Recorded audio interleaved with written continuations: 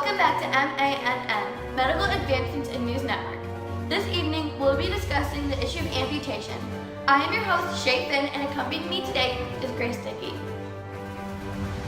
Thank you for that wonderful introduction, Shay. Now back to the main topic.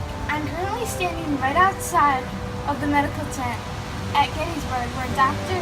Jonathan Letterman is amputating Confederate soldier Robert Alexander Hanna's left leg. Back to you, Shay. Very interesting. Now, for the people watching this who may not know exactly what amputation is where a person's limb, or just a hand or foot, is removed due to terrible injury or infection. Unfortunately, Dr. Elizabeth Blackwell, one of the few female surgeons working for the Confederate Army, is unavailable to join us in the studio today, but has sent over some very valuable information about amputation. Anyways, how's Hannah holding up? That's a very excellent question, Shay. Although Dr. Letterman is doing his best to keep up with all the incoming wounded soldiers, this is a very chaotic work environment, and the number of wounded men just keeps piling up.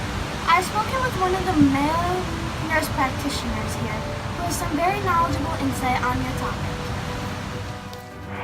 Now, I understand that many of the surgeons have little to no experience with amputations.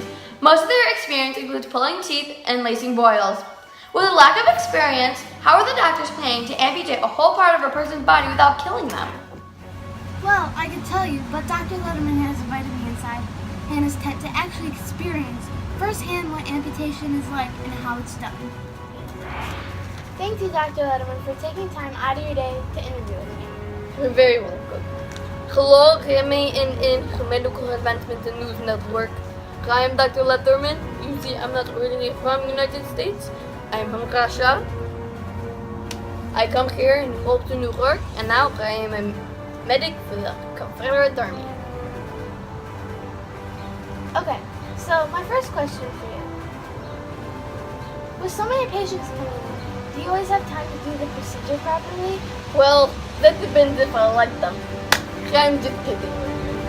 If I have time to do it properly, which is about 12 so minutes, I take skin flaps, just enough to form a fish's mouth like this, and then I sew them together, and they form a rounded like stub, kind of like a tree stub, but on a human.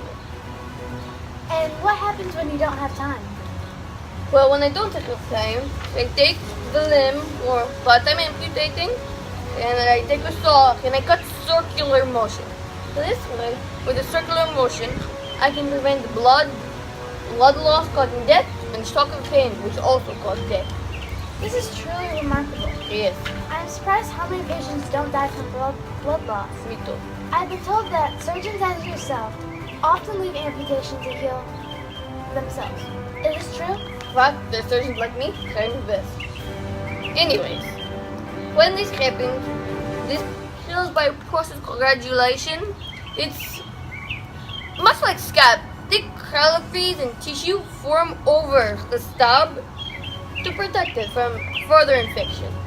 Amazing. I'm going to let you go back to work now, but thank you for your time. You're welcome. Back to you, Shay. I don't think our audience members and viewers are truly understanding the long-term effects of amputation. I mean, of course, there are some adjustments that must be made by an amputee, but their lives have been saved. Now, if I heard correctly, Hannah was measured for a Jewish artificial leg today.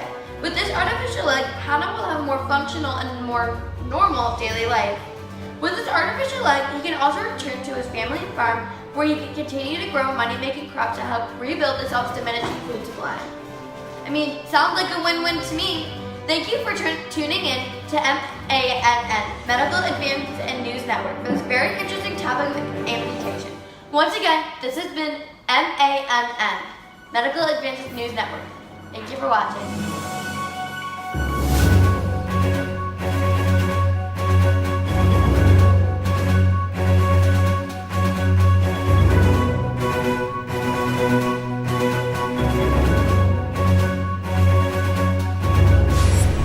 Hello and welcome back to MANN, Medical Advancements in News Network. We last discussed the issue of amputation.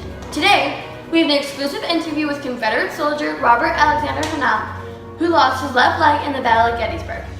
I am very happy to be here. Thank you for having me. We are very excited that you are here. Now we just have a few questions.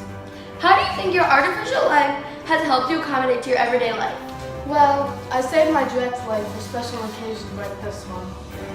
I keep it from being ruined as they are $70. I handmade a leg using a horse's hoof as the foot. With these legs, I am able to farm, take care of my family, and get back to life before war. That's absolutely amazing. Are you still in touch with any of your fellow soldiers? After the war, we all went our own ways, but I will always feel a strong connection with them. They are less like comrades and more like family. Your comrades are your Achilles heel, yes? Exactly. When your leg was amputated, what was going through your mind? To be totally honest with you, Shay, there are nearly 100,000 gallons of whiskey to numb the patients. There was also anesthesia, but it was very scarce. I was almost completely out of it. Although, before my procedure, I was thinking about my family. How sweet. Unfortunately, that's all the time we have today. Thank you for your time, Hannah. This has been MANN, Medical Advancements in News Network.